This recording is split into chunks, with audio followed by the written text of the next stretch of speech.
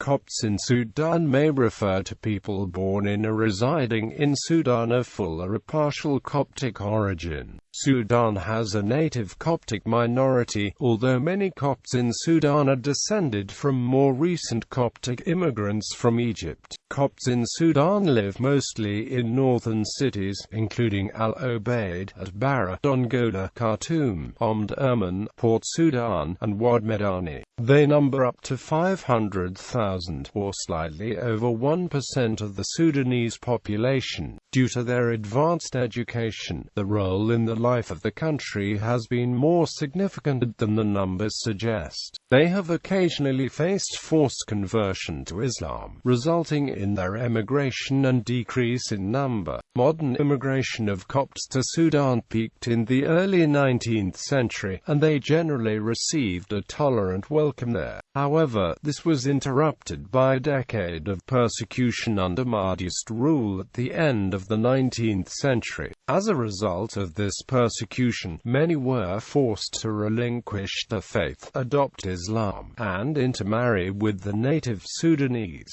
The Anglo-Egyptian invasion in 1898 allowed Copts greater religious and economic freedom, and they extended their original roles as artisans and merchants into trading, banking, engineering, medicine, and the civil service. Proficiency in business and administration made them a privileged minority. However, the return of militant Islam in the mid-1960s and subsequent demands by radicals for an Islamic constitution prompted Copts to join in public opposition to religious rule. Ghafar Namiri's introduction of Islamic Sharia law in 1983 began a new phase of oppressive treatment of Copts, among other non-Muslims. After the overthrow of Namiri, Coptic leaders supported a secular candidate in the 1986 elections. However, when the National Islamic Front overthrew the elected government of Sadiq al-Mahdi with the help of the military, discrimination against Copts returned in earnest.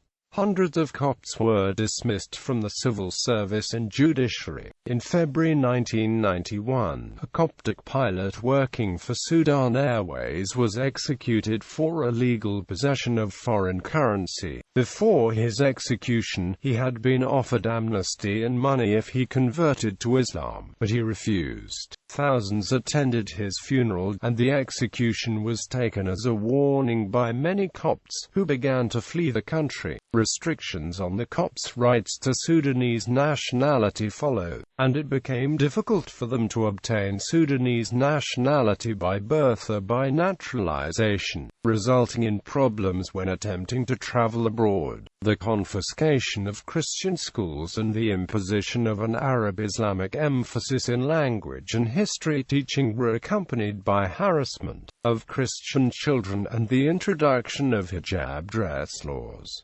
A Coptic child was flogged for failing to recite Quranic verse. In contrast with the extensive media broadcasting of the Muslim Friday prayers, the radio ceased coverage of the Christian Sunday service. As the civil war raged throughout the 1990s, the government focused its religious fervor on the South. Although experiencing discrimination, the Copts and other long-established Christian groups in the North had fewer restrictions than other types of Christians in the South. Today, the Coptic Church in Sudan is officially registered with the government, and is exempt from property tax. In 2005, the Sudanese Government of National Unity named a Coptic Orthodox priest to a government position, though the ruling Islamist party's continued dominance under the new provides ample reason to doubt its commitment to broader religious or ethnic representation. Notable Copts in Sudan.